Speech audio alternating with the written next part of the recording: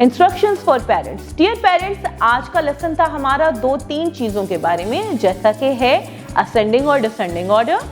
Then we have revised some 2-digit numbers from 30 to 39, 40 to 49, and in the last हमने compare की कुछ length, यानी कि हमने लंबाई कंपेयर की किसी भी चीज़ की. तो हमने उसके लिए वर्ड्स यूज़ किए long, longer and longest, short, shorter and shortest.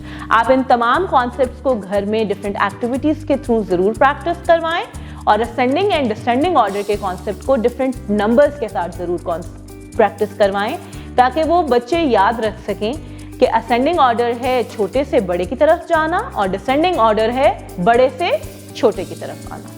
तो मेरे प्यारे बच्चों, ये था हमारा आज का लेसन, और हमारा आज का लेसन था बहुत ही डेंस, बहुत ही स्टफ्ड लेसन. तो इस लेसन को आपने अच्छे से रिवाइज करना है ताकि इन तमाम चीज़ों को आप अच्छे से याद रख सकें. तो मेरे प्यारे बच्चों, हम दोबारा मिलेंगे एक नए लेसन के साथ और कुछ नई एक्साइटिंग चीज़ों के साथ. तब तक के लिए अपना बहुत सा ख्याल रखिएगा. अल्लाह हाफ़िज़.